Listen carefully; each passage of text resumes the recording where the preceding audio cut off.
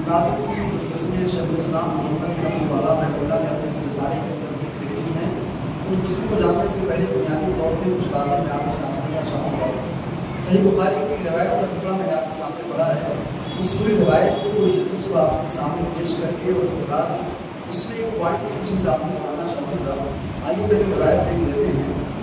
ایک راوی ہے عبدالرحمن ابن ابی لیلہ۔ عبدالرحمن ابن ابی لیلہ کہتے ہیں کہ سہل بن حنیف اور قیس بن سعد رضی اللہ عنہما دونوں کے دونوں عراق کے اندر شہر عراق میں جگہ ہے مقام قادسیہ۔ مقام قادسیہ پہ اللہ کے نبی کے دو صحابہ وہاں بیٹھے ہوئے تھے۔ اچانک ایسا ہوتا ہے کہ ان کے پاس سے جنازہ گزرتا ہے۔ سہل بن حنیف اور قیس بن سعد رضی اللہ عنہ دونوں کے دونوں بیٹھے ہوئے تھے، کھڑے ہو گئے۔ سوال کرنے والے ان سے سوال کیا کہ آخر آپ کھڑے کیوں ہو گئے؟ یہ جنازہ گزر رہا ہے، یہ کسی مسلمان کا جنازہ نہیں ہے بلکہ غیر مسلم کا جنازہ ہے۔ تو سہل بن حنیف اور قیس بن سعد رضی اللہ عنہ کہتے ہیں سنو، جب اللہ کے نبی باحیات تھے، اللہ کے نبی زندہ تھے، پیارے نبی صلی اللہ علیہ وسلم مدینہ منورہ کے اندر بیٹھے ہوئے تھے اور آپ کے پاس سے ایک جنازہ گزرتا ہے، پیارے نبی کھڑے ہو گئے۔ اللہ کے نبی سے کہا گیا اے اللہ کے نبی انہا جنازہ یہودی کی، اے اللہ کے نبی اسلام کے سب سے بڑے دشمن یہودی کا جنازہ ہے، آپ کھڑے کیوں ہو گئے؟ پیارے نبی صلی اللہ علیہ وسلم نے فرمایا الیس نفس، کیا یہ انسان نہیں تھا؟ کیا یہ جان نہیں ہے؟ کیا انسان نہیں ہے؟ انسانیت کے احترام کی خاطر اللہ کے نبی صلی اللہ علیہ وسلم کھڑے ہو گئے۔ یہ روایت اپنے سامنے آپ آئی ہے۔ اس روایت کی روشنی میں دو چیزیں قابل غور ہے۔ آج دنیا اسلام کو برا بھلا کہتی ہے، آج وہ لوگ اسلام کو برا بھلا کہتے ہیں۔ بھائی اسلام کو آپ نے پڑھا نہیں ہے، آپ نے اسلام کو جانا نہیں۔ اسلام وہ شریعت ہے، وہ دین مذہب ہے کہ اسلام کے پیشوا جناب محمد رسول اللہ صلی اللہ علیہ وسلم نے تقریب انسانیت کا، احترام انسانیت کا ایسا درس دیا ہے۔ مسلمان تو مسلمان ہے، غیر مسلم بھی اگر ہے تو اس کا بھی ادب و احترام کیا جائے۔ جب تک زندہ ہے، مر گیا ہے تو احترام تب بھی کرنا ہے، یعنی زندہ ہے تب بھی احترام کرنا ہے، حتیٰ کہ غیر مسلم وفات بھی پا جائے تب بھی احترام انسانیت کو باقی رکھنا ہے۔ اور اس روایت کے اندر دوسری چیز جو ہے بہت قابل غور ہے۔ دوسری چیز کیا ہے؟ دو صحابہ ہیں، دونوں کے دونوں صحابہ کھڑے ہو گئے۔ جب ان سے سوال کیا کہ کھڑے کیوں ہو گئے تو انہوں نے جواب کیا دیا؟ جواب انہوں نے بھی اپنی طرف سے نہیں دیا، کھڑے ہونے کی انہوں نے دلیل پیش کی۔ یہ دلیل کی جو بات ہے نا، اس کو آپ سمجھنے کی کوشش کریں۔ دونوں کے دونوں صحابہ انہوں نے کوئی عبادت والا کام نہیں کیا، کوئی انہوں نے دین اسلام کا کسی بنیادی عبادت کو انجام نہیں دیا، کھڑے ہو گئے تھے۔ صحابہ نے کھڑے ہونے کی دلیل پیش کیا کہ پیارے نبی نے ایسا کیا ہے سو ہم ایسا کر رہے ہیں۔ معلوم کیا ہوا؟ جو چیز میں سمجھانا چاہتا ہوں وہ چیز یہ ہے کہ جب بات آئے گی دین کی، جب بات آئے گی شریعت کی، ہمارے اسلاف کا طریقہ یہ رہا ہے، منہج سلف یہ رہا ہے کہ جب بات دین کی ہو تو اس کی بھی دلیل پیش کی جائے۔ دلیل چاہے کتاب اللہ سے ہو، دلیل چاہے سنت رسول سے ہو۔ صحابہ کرام کھڑے ہونے کی دلیل پیش کر رہے ہیں، ہم کھڑے اس لیے ہوئے ہیں کہ پیارے نبی کھڑے ہوئے تھے، لہٰذا جب دین کی بات کی جائے گی تو دلیل کا مطالبہ کیا جائے گا، دلیل کا سوال کیا جائے گا۔ ہمارے یہاں بہت ساری باتیں ہیں، بہت ساری چیزیں چل رہی ہیں بھائی، لوگ کہنے لگے نیکی ہی تو ہے، اچھائی ہی تو ہے، بھلائی ہی تو ہے، ثواب کا کام ہی تو ہے۔ پھر بھائی ثواب وہ نہیں ہے، نیکی وہ نہیں جس کو ہم نیکی سمجھ رہے ہیں، ثواب وہ نہیں جس کو ہم ثواب سمجھیں۔ ثواب وہ ہے، نیکی وہ ہے جس کو قرآن نے نیکی کہا ہے، مصطفیٰ کے فرمان نے نیکی کہا ہے۔ جیسا کہ نماز 4 رکعت پڑھتے ہیں، اب کوئی کہے 6 رکعت پڑھیں گے بھائی سجدے ہو رہے ہیں، رکوع ہو کر رہے ہیں، تشہد ہے، تحیات ہے، درود شریف ہے، رکوع کی دعائیں ہیں، سجدے کی دعائیں ہیں، انسان دعا ہی تو کر رہا ہے، کون سا غلط کام کر رہا ہے؟ اسے کہا جائے گا نہیں بھائی یہ جناب محمد رسول اللہ سے ثابت نہیں ہے، پیارے نبی سے مطابق 4 رکعتوں پر حکم ملتا ہے۔ لہٰذا جب بات عبادت کی جائے گی، دین کی جائے گی تو دلیل کا مطالبہ کیا جائے گا۔ یہ پہلی چیز اپنے سامنے آپ رکھیں عبادت کے تعلق سے۔ عبادت کے تعلق سے دوسری چیز آپ کے ذہن ہونی چاہیے، اصول فقہ کا ایک قاعدہ ہے الاصل فی العبادات التوقیف۔ ایک فن ہے فقہ کا فن۔ اصول فقہ کا قاعدہ یہ ہے کہ الاصل فی العبادات التوقیف، عبادات کے اندر اصل یہ ہے کہ اس کے اندر توقف اختیار کیا جائے گا۔ عبادات کی جب بات آئے گی تو عبادات کے اندر اصل یہ ہے، بنیادی پہلو یہ ہے کہ عبادات کے اندر توقیف ہے، اور توقیف کیا ہے؟ من ادعا عبادت من العبادات، جو انسان کسی عبادت کا دعوے دار ہو اس سے دلیل کا مطالبہ کیا جائے گا۔ عبادات کا معاملہ ہمارے اور آپ کی زندگی کے اندر دو چیزیں ہوتی ہیں، ایک پہلو ہے معاملات کا اور ایک ہے عبادات کا۔ عبادات کی جب بات کی جائے گی تو عبادات کے پہلو میں دلیل کا مطالبہ کیا جائے گا، بھائی یہ عبادت کر رہے ہو دلیل کیا ہے، یہ عبادت کر رہے ہو اس کی دلیل کیا ہے۔ معاملات کے اندر منع کی دلیل کا مطالبہ کیا جائے گا۔ یہ دوسری چیز اپنے سامنے آپ رکھیں، اصول کا قاعدہ ہے عبادات توقیفی ہیں، ان کے لیے دلیل کا ہونا ضروری ہے۔ تیسری چیز، اگر انسان کوئی عبادت کرتا ہے تو عبادات کی قبولیت کی شرائط کیا ہے؟ اور آپ نے عشاء کی نماز ادا کی ہے، اب یہاں پر بیٹھا ہوا کوئی شخص یہ دعویٰ نہیں کر سکتا ہے کہ ہماری عبادت قبول ہو گئی ہے۔ کسی بھی عبادت کے قبول ہونے کے لیے بنیادی طور پہ دو شرائط ہیں، دو چیزوں کا پایا جانا ضروری ہے۔ بھائی آپ کوئی بھی عبادت کریں، نماز ہے، روزہ ہے، صدقات و خیرات ہے، تلاوت قرآن ہے، حج ہے، عمرہ ہے، کوئی بھی عبادت کیجیے، آپ دو چیزوں کا خیال ہمیشہ رکھیے گا۔ سب سے پہلی چیز ہے الاخلاص۔ اگر آپ عبادت کر رہے ہیں تو عبادت کے قبول ہونے کی شرط یہ ہے کہ اس کے اندر اخلاص پایا جانا چاہیے۔ اخلاص کیا چیز ہے؟ یعنی وہ عبادت صرف اور صرف اللہ تبارک و تعالیٰ کے لیے انجام دی جائے، کیونکہ اگر عبادت کے اندر ریاکاری پائی جائے گی تو بھائی پھر ایسی عبادتیں اللہ کے قابل قبول نہیں ہیں۔ وہ حدیث آپ نے سنی ہوگی، صحیح مسلم کی روایت ہے، قیامت کے دن 3 لوگوں کو بلایا جائے گا، ایک انسان شہید ہوگا، ایک حافظ قرآن ہوگا، ایک بالدار انسان ہوگا۔ ان تینوں میں سے جب آپ غور کریں گے، ایک انسان جس نے جان کی قربانی کا نظرانہ پیش کیا، ایک انسان جس نے مال و دولت کو بے تحاشا اللہ کی راہ میں لٹا دیا، ایک انسان جس نے پوری زندگی کو قرآن پڑھنے پڑھانے میں گزار دیا۔ انسان کی زندگی کے اندر 3 چیزیں بڑی اہم ہوا کرتی ہیں۔ انسان کی جان بڑی قیمتی ہوتی ہے، انسان کے اوقات بڑی قیمتی ہوتی ہیں، انسان کا مال بڑا قیمتی ہوتا ہے۔ انسان اپنی جان کی جب بات آتی ہے پوری دنیا انسان اٹھانے پر تیار ہو جاتا ہے۔ انسان سے ٹائم کا مطالبہ کیا جائے، اوقات کی انسان اتنی زیادہ اپنا ٹائم کسی کے لیے خرچ کرنا نہیں گوارا کرتا۔ انسان کا جو مال ہے، جو دولت ہے، بہت سارے ایسے لوگ ملیں گے آپ کو بھائی بڑے فیاض ہیں، لیکن عام طور سے آپ دیکھیں کہ انسان 1 روپیہ خرچ کرنے سے پہلے 1000 مرتبہ سوچتا ہے۔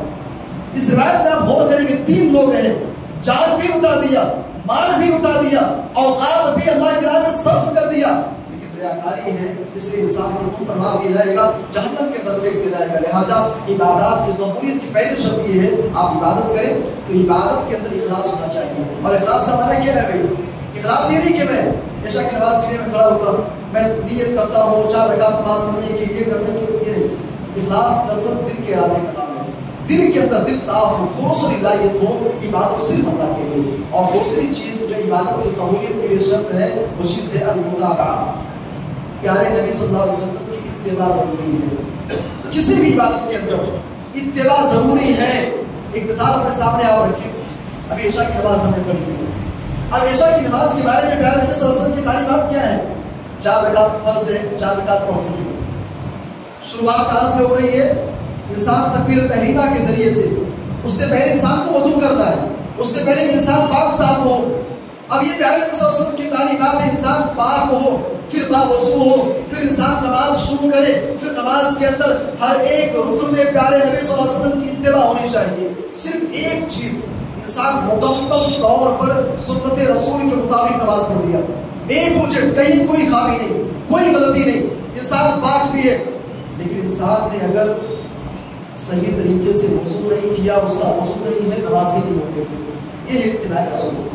کسی بھی عبادت کے اندر اتباع ضروری ہے، اتباع اگر نہیں پائی جائے گی پھر عبادت قابل قبول نہیں۔ آپ عمرہ کرنے چلے جائیں گے، آپ حج کرنے جائیے بھائی، اللہ کے نبی نے حج کرنے کا، عمرہ کرنے کا جو پراپر طریقہ بتایا ہے، انسان اس طریقے سے ہٹ کر کے جائے خانہ کعبہ کے اندر نمازیں پڑھے، اپنے اعتبار سے طواف کر لے، 7 10 20 50 جتنے دل کے اندر خواہش پیدا ہو رہی، انسان پڑھتا چلا جائے، کرتا چلا جائے، بھائی ایسی باتیں قابل قبول نہیں ہے۔ بہرحال تو کسی بھی بات کے قبول ہونے کے لیے 2 بنیادی شرطیں ہیں، اخلاص ہو اور پیارے نبی صلی اللہ علیہ وسلم کی اتباع ہونی چاہیے۔ ایک اور چیز ہے عبادت کے تعلق سے اقسام العبادات، عبادت کی قسمیں کتنی ہیں؟ شیخ الاسلام محمد بن عبد الوہاب رحمۃ اللہ نے 17 قسم کی عبادتوں کا ذکر کیا ہے۔ عبادت کی بنیادی طور پہ 4 قسمیں ہیں۔ بعض عبادتیں ایسی ہوتی ہیں جن کا تعلق دل سے ہوتا ہے، جیسے اللہ سے محبت کرنا، دین اسلام سے محبت کرنا۔ اب محبت یہ کوئی ظاہری چیز نہیں ہے، محبت کا تعلق دل سے ہوتا ہے، شریعت سے محبت ہو، شرعی احکامات سے محبت ہو۔ تو عبادت کی پہلی قسم ہے عبادات قلبیہ، قلبی عبادتیں۔ دوسری قسم ہے عبادات قولیہ، قولی عبادت۔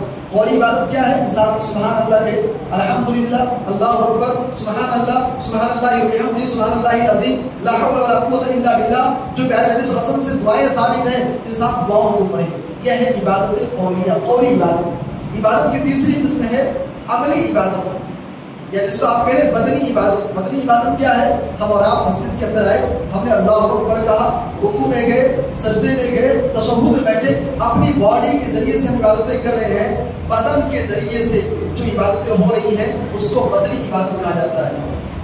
بدنی عبادتوں میں سے حج بھی آپ کا ہے، عمرہ بھی ہے، روزہ بھی ہے، ساری عبادتوں کا تعلق جو ہے بدنی عبادتوں سے ہے۔ ایک اور چیز ہے عبادت کی چوتھی قسم، عبادات مالیہ، مالی عبادت۔ انسان اللہ کے راہ میں جو مال خرچ کرتا ہے اس کو مالی عبادت کہتے ہیں، عبادات مالیہ اس کو کہا جاتا ہے۔ یہ چند چیزیں تھیں عبادت کے تعلق سے۔ اس کے بعد آئیے جو رسالہ ہے انواع العبادات، عبادت کی قسموں کے تعلق سے شیخ الاسلام محمد بن عبد الوہاب رحمۃ اللہ نے 17 قسموں کو ذکر کیا ہے۔ ایک دو چیزیں آپ کے سامنے رکھ کر کے بات ختم کرنا چاہوں گا۔ سب سے پہلی چیز کہتے ہیں انواع العبادات، عبادت کی قسمیں التی امر اللہ بہا، جس کا اللہ نے حکم دیا ہے۔ نمبر 1 الاسلام والایمان والاحسان، تین چیزوں کو سامنے رکھیں۔ دین کے تین بنیادی مراتب یہی ہیں، اسلام، ایمان اور احسان۔ اسلام کیا چیز ہے؟ اسلام کا جو اصل معنی ہے اس کو آپ سمجھنا چاہیں، اسلام دراصل نام ہے اطاعت کا، اسلام نام ہے بندگی کرنے کا۔ اب بندگی کیا چیز ہے؟ اسلام کے جو 5 ارکان ہیں، لا الہ الا اللہ کی گواہی دینا، محمد رسول اللہ کا اقرار کرنا۔ اسلام یہ ہے کہ معنی یہ ہے کہ اطاعت کی جائے، بندگی کی جائے، انسان مانے، انسان تسلیم کرے، انسان یہ تسلیم کرے کہ اللہ تبارک و تعالیٰ کے علاوہ کوئی معبود حقیقی نہیں، محمد صلی اللہ علیہ وسلم اللہ کے رسول ہیں۔ اسلام کا دوسرا رکن ہے نماز قائم کرنا، انسان اقرار بھی کرے، انسان اقرار کرے، مانے اس چیز کو کہ نمازیں فرض ہیں، نمازوں کی پابندی کرنی ہے، 5 وقت نمازوں کا اہتمام کرنا۔ اسلام کا تیسرا رکن ہے رمضان کے روزے رکھنا، چوتھا رکن ہے حج بیت اللہ کرنا، اور 5واں رکن ہے زکوٰۃ کی ادائیگی کرنا۔ اسلام بنیادی طور پر کسی کو آپ سمجھانا چاہیں، بتانا چاہیں، آپ اس کو یہی بتائیے، اسلام نام ہے ماننے کا، اسلام نام ہے اطاعت کرنے کا، اسلام نام ہے بندگی کرنے کا، اور اسلام کے 5 بنیادی ارکان ہیں، ان کو سیکھا جائے، ان کو سمجھا جائے۔ اس کے بعد دوسری چیز ہے ایمان۔ ایمان کیا چیز ہے؟ ایمان 3 چیزوں کا نام ہے۔ ایمان نام ہے الاقرار باللسان، انسان زبان سے اقرار کرے۔ ایمان نام ہے انسان دل سے یقین کرے، تصدیق بالجنان، دل سے انسان تصدیق کرے، اور اعضاء زبانیں کے ذریعے سے انسان عمل کر کے ثابت کرے۔ ایمان 3 چیزوں کا نام ہے، انسان زبان سے اقرار کرے، دل سے یقین کرے، اور انسان اپنی باڈی کے ذریعے سے عمل کر کے اس کو ثابت بھی کرے۔ اب ایمان کے جو 6 ارکان ہیں وہ 6 ارکان اپنے سامنے آپ رکھیں، اور اس کے بعد ایمان کی جو اسلاف امت نے جو معنی اور مفہوم بتایا ہے اس کو اپنے سامنے آپ رکھیں۔ ایمان کے 6 ارکان، نمبر 1 اللہ پر ایمان لانا، آسمانی کتابوں پر ایمان لانا، ملائکہ پر ایمان لانا، رسولوں پر ایمان لانا، تقدیر پر ایمان لانا، اور یوم آخرت پر ایمان لانا۔ ان 6 چیزوں، ایمان کے 6 ارکان ہیں، یہ 6 چیزیں ہیں، اللہ پر، اس کے ملائکہ پر، اس کے رسولوں پر، آسمانی کتابوں پر، اور یوم آخرت کے اوپر، تقدیر کے اوپر ہمارا ایمان ہونا چاہیے۔ اب ایمان 3 چیزوں کا نام ہے بھائی۔ اب ایک مثال اپنے سامنے آپ رکھیں، یوم آخرت پر ایمان لانا، ہمارا اور آپ کا یوم آخرت پر ایمان ہونا چاہیے۔ اب یوم آخرت پر ایمان کا کیا معنی ہے؟ یوم آخرت پر ایمان کا معنی یہ ہے کہ ہم زبان سے اقرار کریں کہ ہمارا یوم آخرت پر ایمان ہے، ہم یوم آخرت کو مانتے ہیں، یوم آخرت کو ہم تسلیم کرتے ہیں، ہمارا یہ عقیدہ ہے کہ قیامت برپا ہوگی، قیامت کے دن اللہ کے سامنے پیش کیا جانا ہے، زندگی کے ایک عمل کا حساب دینا ہے، ہم اور آپ زبان سے اقرار کریں اس چیز کا۔ اس کے بعد دوسرا پہلو ہے، دوسرا اسٹیپ ہے، انسان دل سے یقین کرے، ہمارا دل بھی مطمئن ہے، ہم دل کے اعتبار سے بھی مانتے قیامت برپا ہوگی۔ اور تیسری چیز ہے اپنی باڈی کے ذریعے سے انسان عمل کرے، عمل بھی کرنا ہے۔ اب ایک شخص دعویٰ یہ کر رہا ہے، ہماری قوم کے مسلمان دعویٰ کر رہا ہے کہ وہ ایمان والا ہے، میں کہتا ہوں کہ ایمان والا نہیں ہے، اگر تو ایمان والا ہوتا، زبان سے مان رہا ہے، دل سے یقین کر رہا ہے، اگر تو واقعی ایمان والا ہوتا تو عشاء کی نماز میں مسجد المرکز الاسلامی کے اندر عشاء کی نماز میں باجماعت تو حاضر ہوتا. کیونکہ بھائی ایمان جو ہے تیسرا اسٹیپ ہے عمل کرنے کا. انسان لاکھ دعویٰ کرے کہ ایمان والا ہو لیکن روزہ نہیں رکھتا ہے، وہ ایمان والا نہیں ہو سکتا ہے.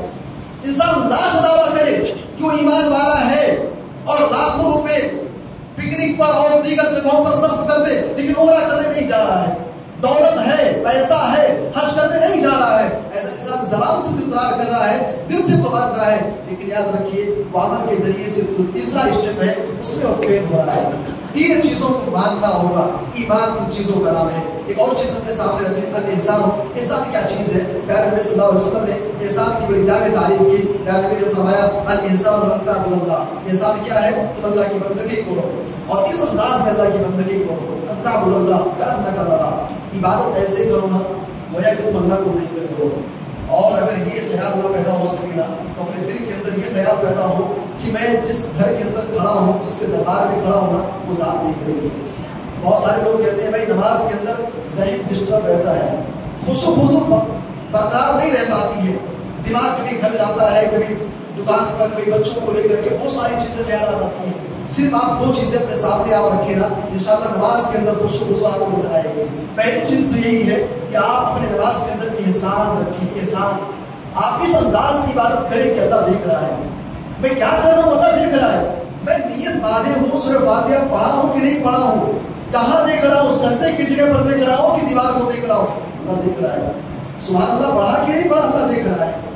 میں سبحان ربی العظیم پڑھا کہ نہیں پڑھا، اللہ کے ساتھ سن رہی ہے، اللہ دیکھ رہا ہے. یہ خیال انسان پیدا کر لے رہا، انسان پھر دیکھے نماز کے اندر کیسا خشوع پیدا ہو رہا ہے. اور دوسری چیز، جب آپ نماز پڑھیں، نماز کے اندر خشوع چاہتے ہیں تو دوسری چیز آپ یہ کریں، آپ اپنی ہر نماز کو آخری نماز سمجھ کر کے پڑھیں. آپ اس خیال سے نماز پڑھیے کہ کیا پتہ زندگی کا بھروسہ نہیں، موت کا بھروسہ نہیں، زندگی موت کا کوئی بھروسہ نہیں، کیا پتہ ہے یہ میری لاسٹ نماز ہو، آخری نماز ہو. انسان جب اس خیال سے نماز پڑھے گا نا انشاءاللہ نماز کے اندر خشوع آپ کو نظر آئے گی. یہ عبادت کی جو قسمیں شیخ الاسلام محمد بن عبد الوہاب رحمہ اللہ نے ذکر کی ہے، ان میں سے 3 چیزوں کو آپ کے سامنے بیان کیا گیا. اور بھی جو چیزیں ہیں 14 قسمیں ہیں عبادتوں کی، انشاءاللہ ایک ایک کر کے بات کریں گے. اللہ سے دعا ہے آپ سب کو عبادت خلوص و الہیت کے ساتھ اللہ تبارک و تعالیٰ کے لیے جانے کی توفیق عطا فرمائے. آمین. تقبل اللہ.